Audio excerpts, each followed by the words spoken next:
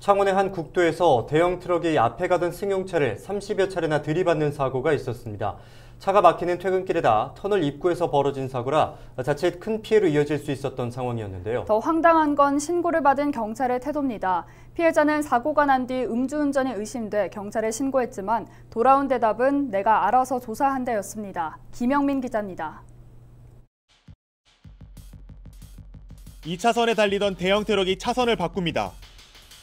앞차에 바짝 붙는가 싶더니 갑자기 부딪히기 시작합니다. 조금 멀어지나 싶더니 다시 와서는 더 세게 들이받습니다. 피해자는 앞에 있던 또 다른 대형 트럭을 받을까봐 제동을 걸지만 뒤에 있던 트럭이 계속 들이받자 앞으로 밀려갑니다.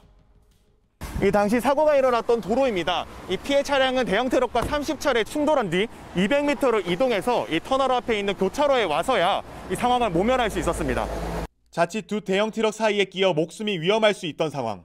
룸미러를 통해서 뒤에 봤는데 트럭이 딱 붙어 있고 계속 충돌을 가하니까 뭐지? 왜? 하다가 앞에를 봤을 때는 또 큰 차가 또 있으니까 또 폐쇄적인 그런 느낌이 굉장히 강하게 들면서 와, 이거는 끼면 안 된다, 진짜 죽겠다, 이거 큰일 난다, 어떻게든 피해야겠다라는 생각밖에 없었죠. 사고를 낸 트럭 운전자는 사고 후 한참을 달려 목적지에 도착하고 나서야 범퍼가 손상된 걸 보고 사고가 있었던 것 같다며 자진 신고했습니다. 이 운전자는 사고 당시에는 충돌을 전혀 느끼지 못했다고 경찰에 진술한 것으로 알려졌습니다. 더 황당한 것은 경찰의 태도입니다. 당시 피해자는 트럭 운전자의 음주운전을 의심해 경찰에 신고했습니다. 하지만 경찰은 언성을 높이며 알아서 수사한다며 일방적으로 전화를 끊었다고 피해자는 주장했습니다. 음주 측정은 그래서 좀 지금이라도 요청하면 안 됩니까? 라고 말씀을 드리니까 아씨, 그거 지금 따지는 겁니까? 니 몇 살이야? 막 소리를 막 엄청 지르시더라고요. 제가 뭐 말을 딱 하려고 하니까 전화를 일방적으로 경찰관이 끊으셨어요. 당시 사고 조사를 한 창원 중부경찰서는 민원 대응을 잘못했다는 점은 인정하면서도 조사와 관련된 절차는 모두 문제가 없다고 말했습니다.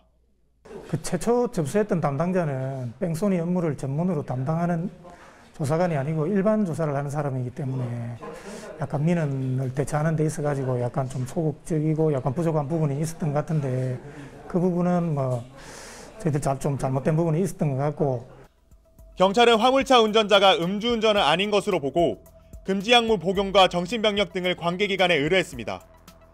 이 과정에서 혐의점이 있을 경우 뺑소니 혐의 등을 적용할 수 있을지 검토할 것이라고 밝혔습니다. 헬로티비 뉴스 김영민입니다.